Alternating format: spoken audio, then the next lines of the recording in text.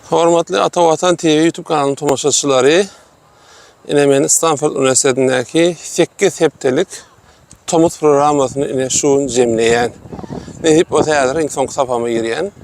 Ine şu ýerdenim Stanfordda gelende soňky videomy ine şu ýerden nehip o Hasan Ehliýäme şek geler bilemok. Şoň üçin Stanfordda gelenime görä de bir pikirimi jemleýän diýdim şu ýerde. Inni men şu ada şerli Stanford'daki videolarımda başardığımdanım yine bilim marada, tomat programları vardı, öz fikirlerimi gıysaçık paylaştım.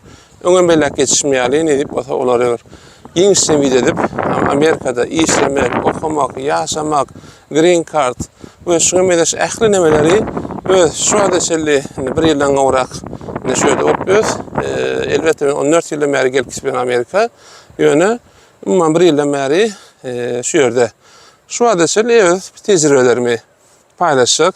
Mıdamı diyen adamdır. Her kim bir Amerika'da şu manaya geliyor. Amerika'da bilen 50 tane ştat var. Her ştatın öz kanunçuluğu var, düzgünü var. Sonuçta men öz pikirimden, öz yaşanan tecrübelerimden yola çıkaytyan. Bu aytyan zatlarım misal üçün New York'daki bir üçün, Florida'daki bir üçün başlara amurtlar, käbir zatlarda. Sonuçta umman şuna bellek geçeyinne.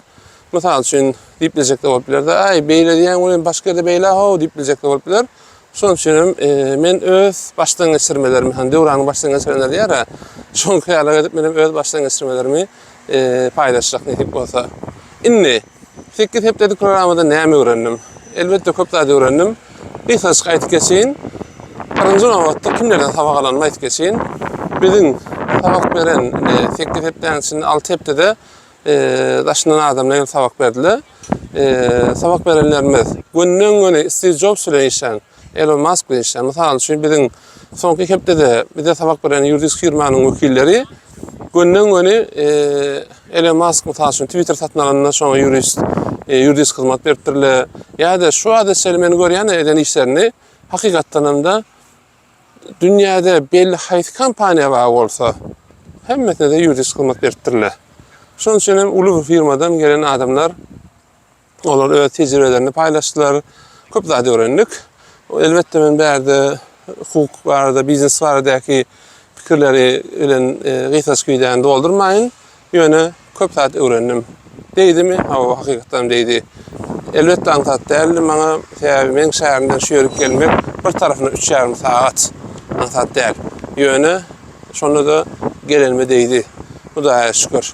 Nehip olsa şu tomutu öğrenmem, çağırmam, umman kulen geçirdik nehip olsa soňra barya tomut kanik olmaz.